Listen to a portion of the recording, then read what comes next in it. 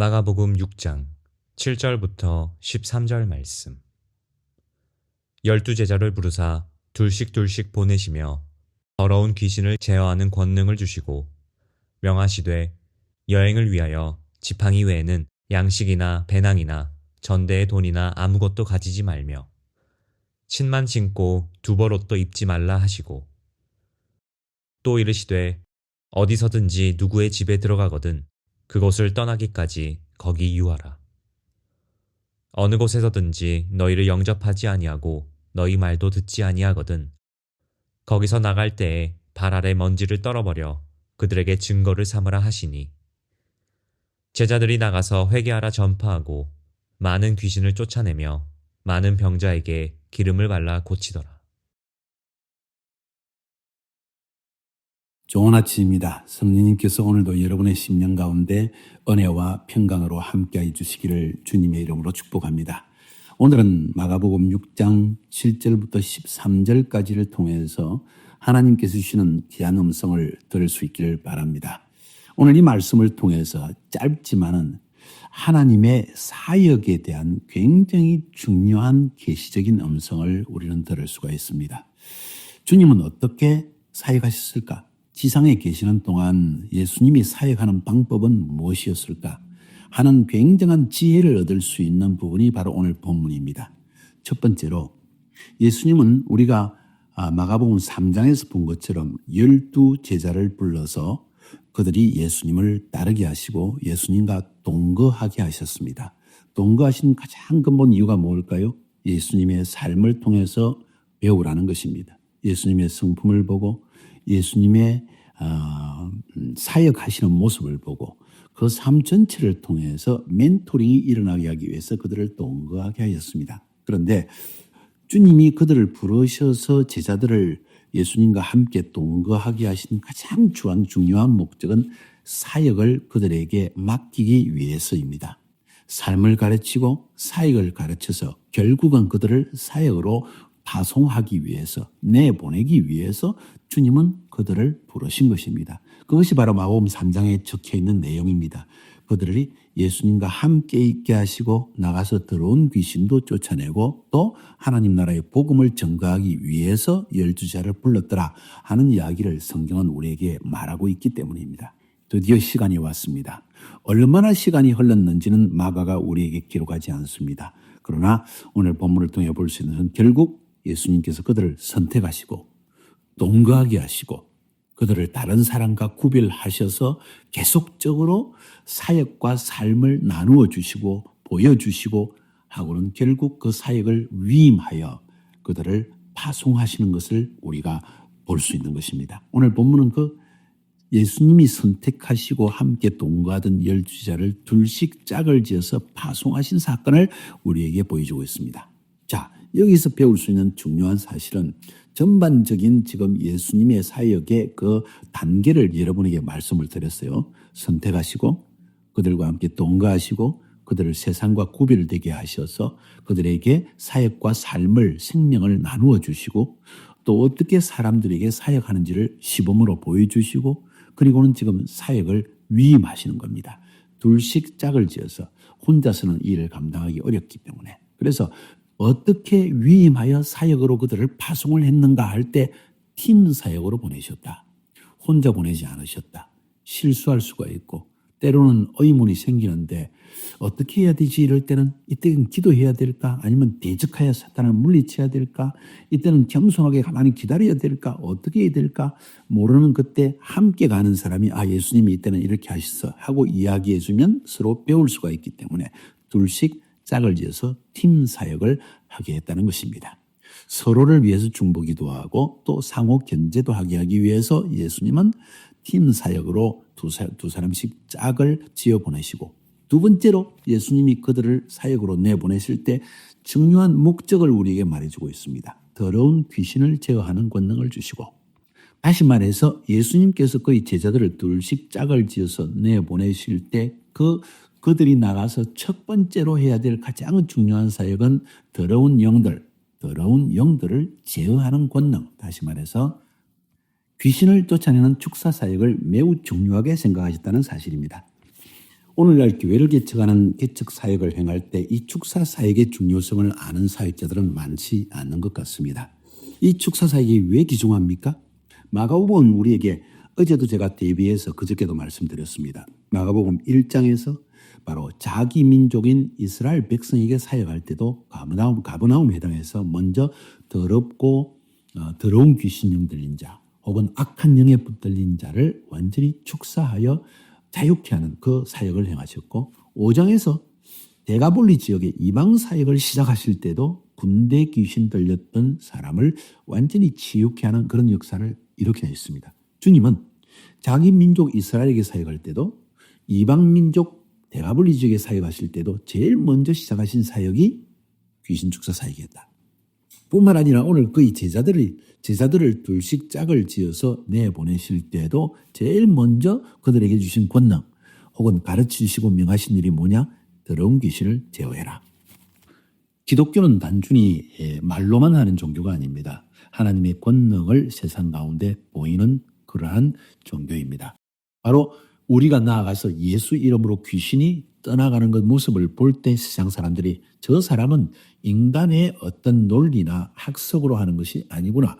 이건 뭔가 어떤 영의 능력으로 행한다는 것을 먼저 인정할 수밖에 없을 것입니다. 마음이 순진한 사람들 같으면 하나님이 함께 하신다고 말할 것이고 또 많이 배운 사람은 저 사람이 어떤 영적 힘을 힘입어서 할 것이다. 이렇게 말을 할 것입니다. 아무튼 먼저 이 권능적인 사역을 통해서 사역의 문은 열려질 수 있다 하는 사실을 지금 말하고 있는 것입니다. 혹은 다른 말로 표현하면 하나님 나라의 전도, 하나님 나라의 복음 전도는 영적인 전쟁이다. 혹은 하나님의 사역은 영적 전쟁이다 하는 사실을 우리에게 분명하게 말해주고 있는 것입니다.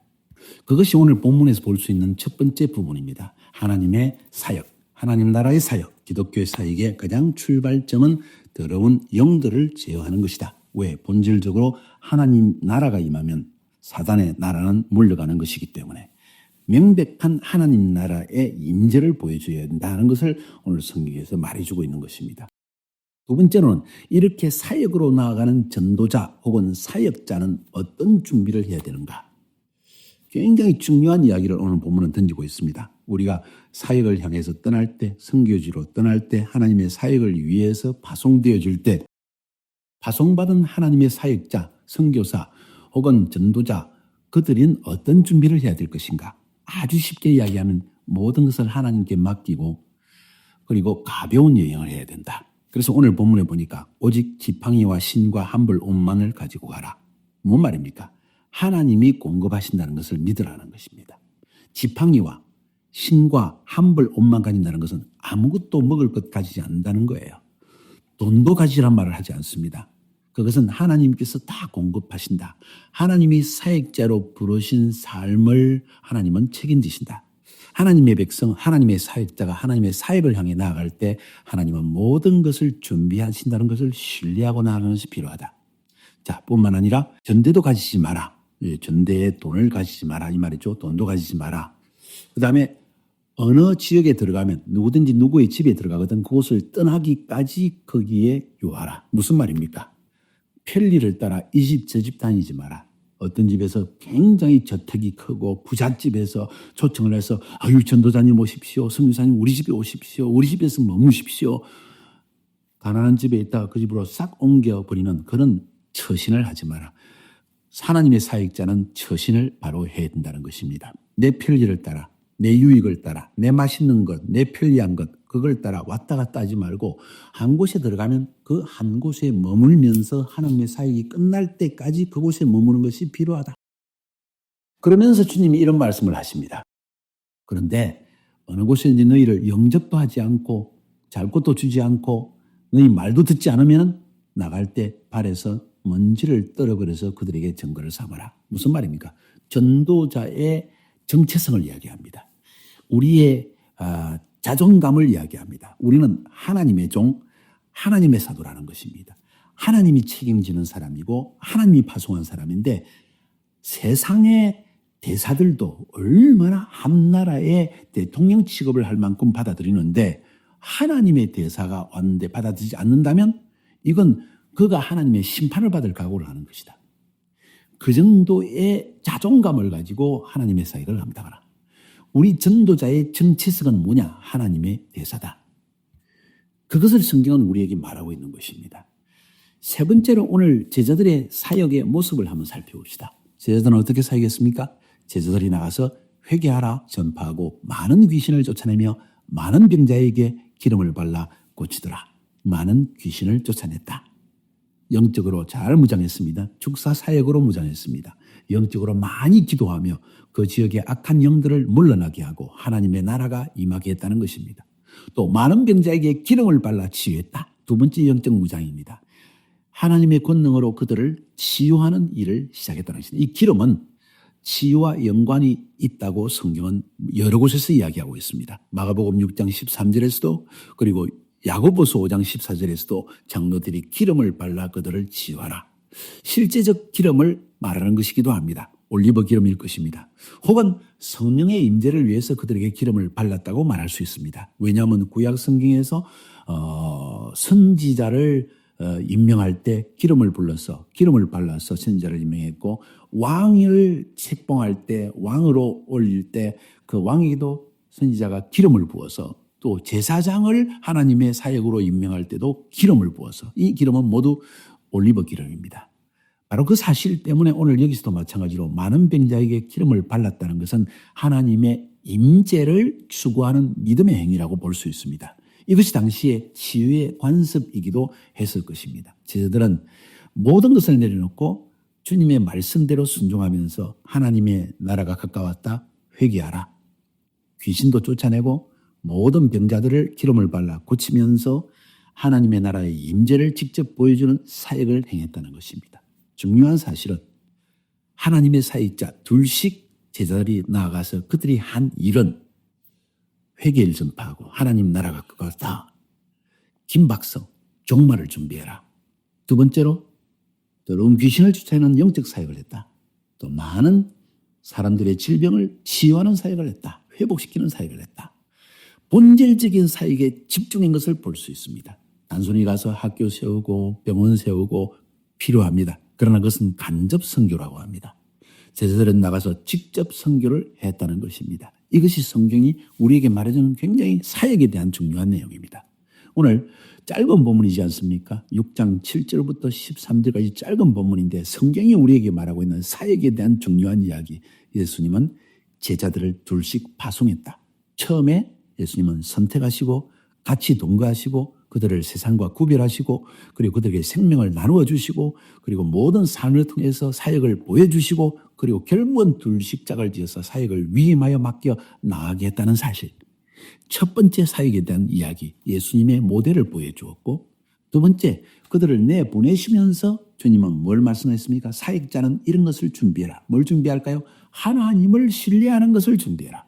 그리고 하나님의 대사라는 정체성을 가지고 나가라 하는 중요한 계시를 주었습니다. 세 번째로 제자들은 본질적인 사역에 완전히 헌신했다. 먹고 마시는 것, 입는 것, 이런 것에 관심을 가지거나 혹은 간접 선교를 행했다는 이야기는 전혀 없고 본질적인 하나님의 축사와 치유사역 그리고 하나님 나라의 복음 전파 사역을 했다는 것입니다. 여러분은 지금 이 사역에 집중하고 있습니까? 또 여러분은 예수님의 12제자와 같이 본질적인 사역을 위해서 준비되어졌습니까? 예수님과 함께 동거하는 것처럼 여러분의 영적 기도자의 자를 통해서 사역의 멘토링과 삶의 멘토링을 받았습니까? 사역으로 나갈 때 주님이 모든 것을 책임진다는 확고한 믿음이 있습니까? 한번 자신을 생각해보고 주님의 사역에 준비하는 여러분이 되기를 주의 이름으로 축복합니다.